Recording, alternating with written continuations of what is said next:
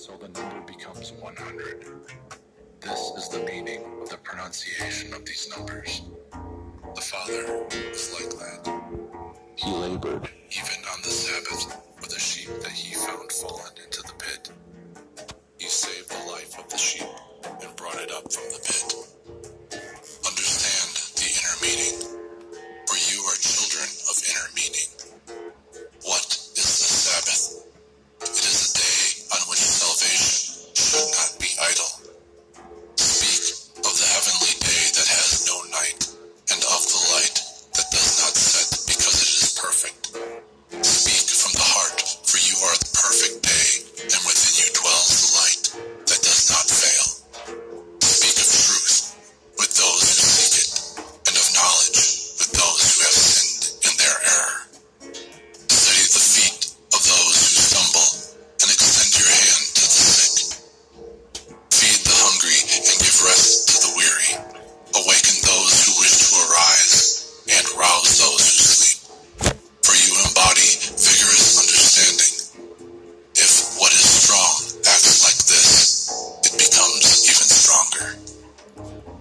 Focus your attention upon yourselves. Do not focus your attention upon other things. That is, what you have cast away from yourselves. Do not return to eat what you have vomited.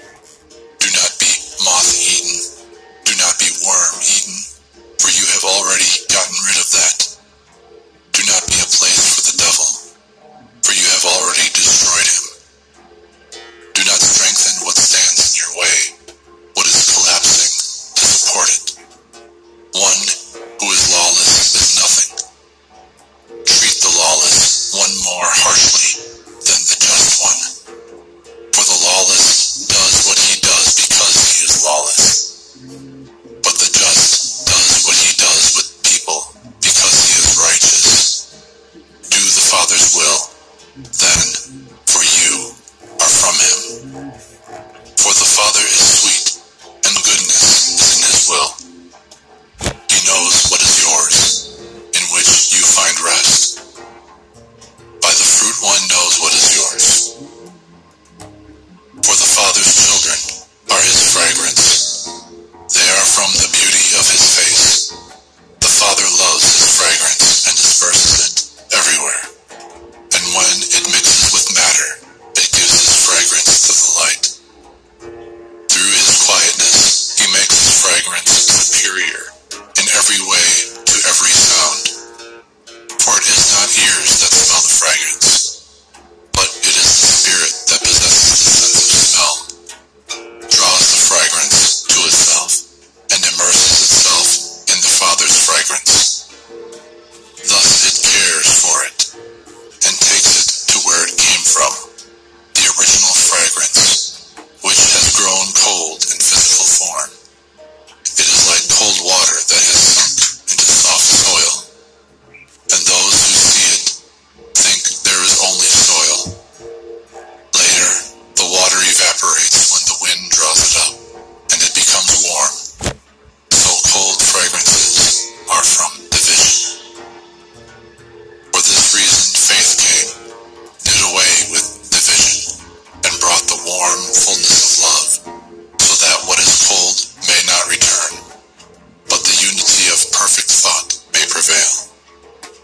This is the word of the gospel about the discovery of fullness, for those who await salvation coming from above.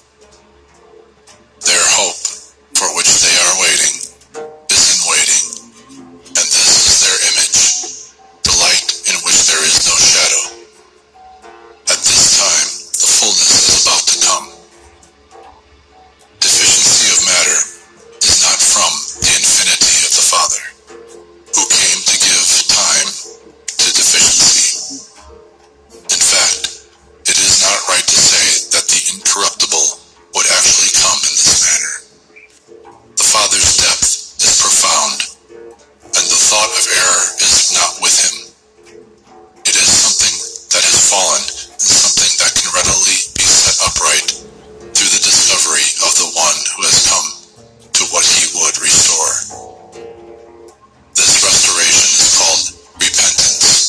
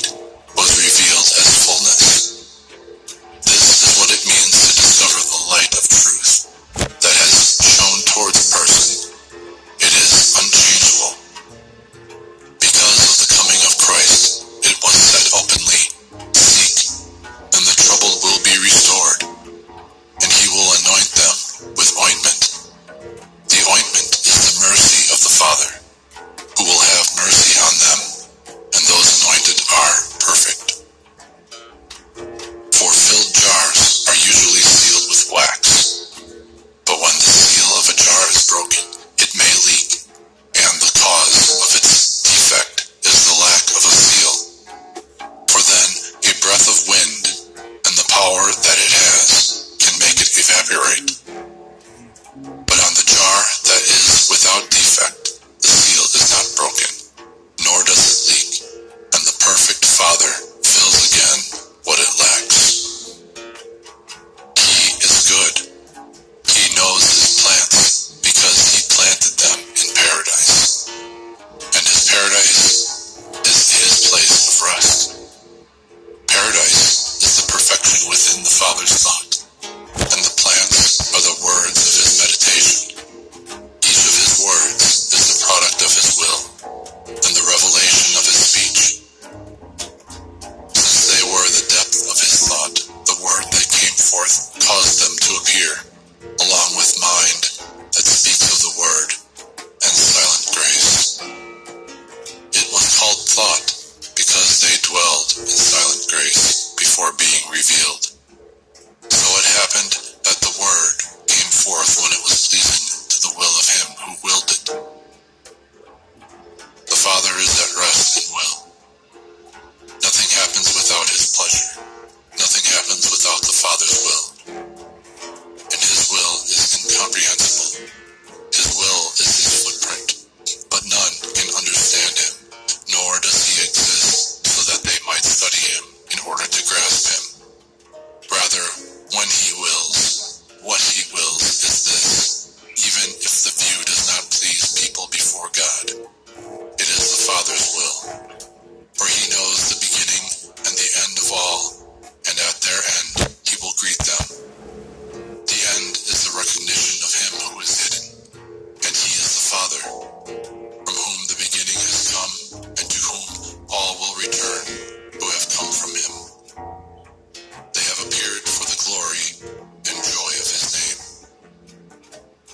The name of the Father is the Son. In the beginning, he gave a name to the one who came from him, while he remained the same, and he conceived him as a son. He gave him his name, which belonged to him. All that exists with the Father belongs to him. He has the name. He has the Son. The Son can be seen, but the name is invisible. For it alone is the mystery of the invisible, which comes to ears completely filled with it through his agency. Yet the Father's name is not pronounced. Brings it to the right, and so the number becomes 100. This is the meaning of the pronunciation of these numbers. The Father is like that. He labored, even on the Sabbath, for the sheep that he found fallen into the pit.